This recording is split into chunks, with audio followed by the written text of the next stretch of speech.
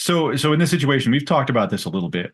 We talked about business loans, but how does the finance come together on something like this? Somebody's looking to do an RV park. They're looking to pull, to pull income from renting spaces to RVs. And like you said, one of them is that you have to think about your power grid. I when we were talking about this, I never would have expected something where you have to drop six transformers in the ground. So it's Yeah. that one took me off guard as well.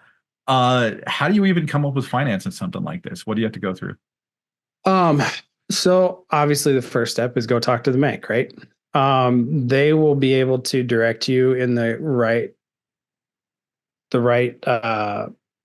financial tool that you'd be using as far as, is this a small business loan? Is this a land mortgage? Is this a construction loan? How are we skinning this cat? Right. That would be the first step.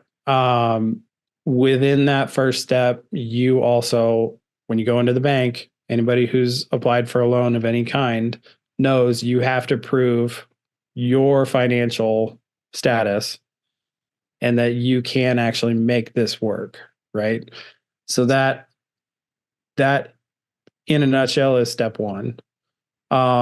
Step two, like we discussed earlier, was having that business plan in place, or at least fairly well written out, so that they're basically you as the applicant need to have enough information that you can answer the questions that the bank is going to come up with.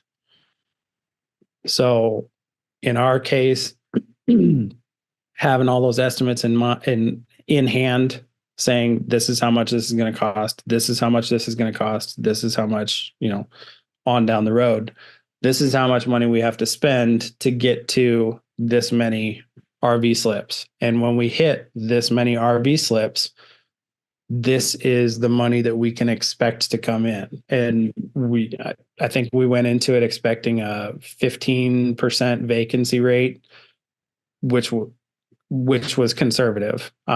Most of the RV parks that we tied, like, there's a handful of them that are right down the interstate from this property.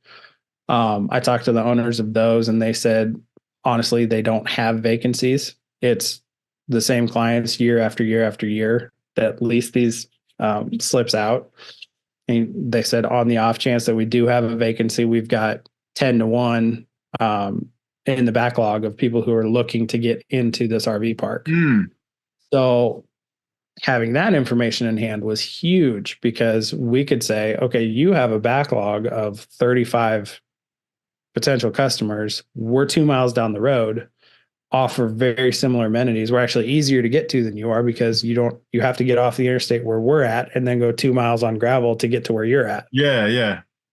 So Getting some of that insider information is paramount. And like, well, I used to meet up regularly with a small business lender here in Idaho, and at one point I remember somebody talking, and they'd received a business loan for, it was a bicycle bakery. Like, it was somebody who baked pies, rode around on a bike and sold the pies. They got a small business loan for that, which is, I was listening to that, like, that is a really cool, unique idea, but doesn't make money. And this person was killing it, like, just absolutely slaying.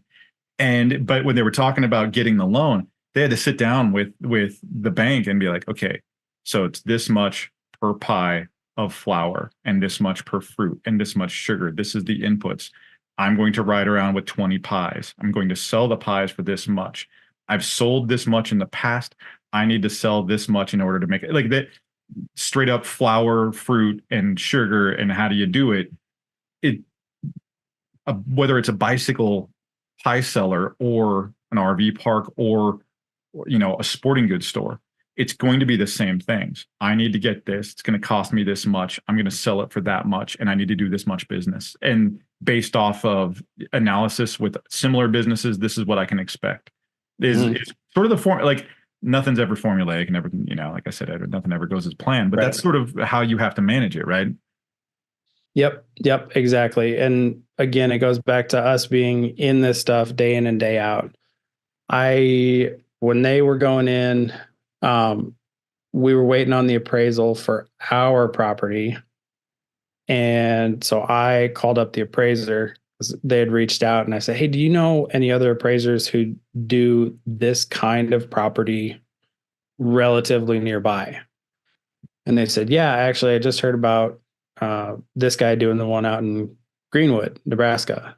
And I was like, oh, perfect. Do you have their information? And so I got on the phone, and that's when I found out about that property in Greenwood, was just having those conversations.